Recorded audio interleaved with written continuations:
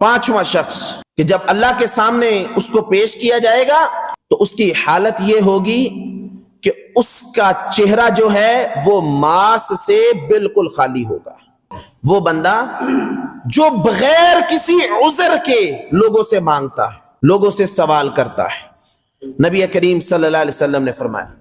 ما یزال الرجل یسأل الناس حتی یأتی یوم القیامہ،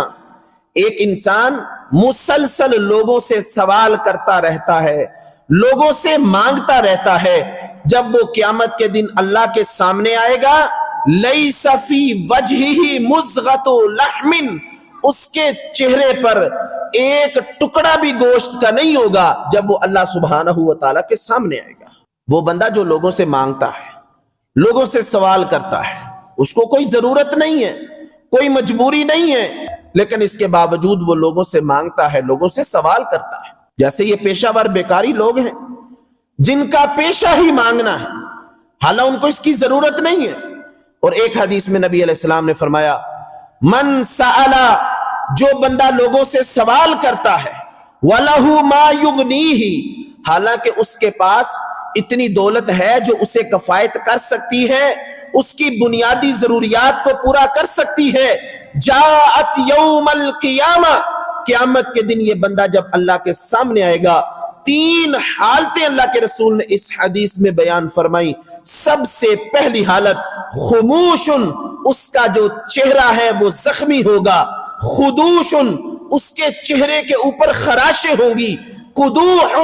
تیسری حالت یہ ہے کہ اس کا چہرہ وہ نوچا ہوا ہوگا. یہ تین حالتیں اللہ کے رسول صلی اللہ علیہ وسلم نے ان لوگوں کی بیان کی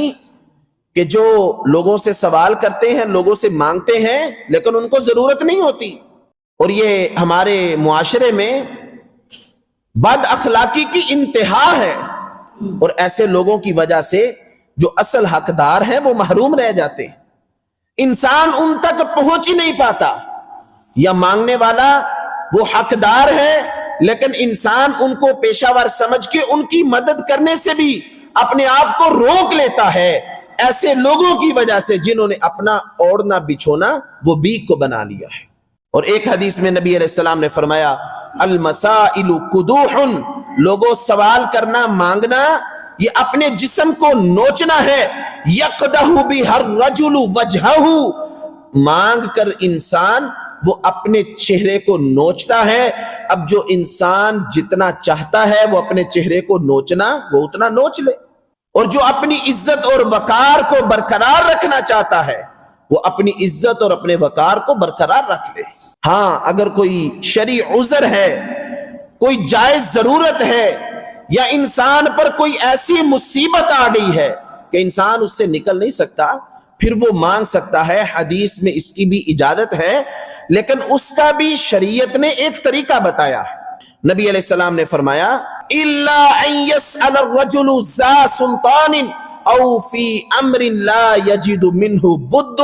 کہ اگر انسان اس کے لیے مانگنا ضروری ہے، اس کی ضرورت زیادہ ہے، یا اس پر کوئی آفت اور مصیبت آ گئی ہے، تو وہ حکمران کے سامنے اپنا سوال رکھ سکتا ہے، وقت کے حکمران کے سامنے اپنی اپیل رکھ سکتا ہے. اگر حکمران اس کی مدد نہیں کرتا پھر وہ کسی ایسے بندے سے بھی اپنی سفارش کر سکتا ہے، اپنا معاملہ اس کے سامنے رکھ سکتا ہے جو اس کی مدد کر سکتا ہے.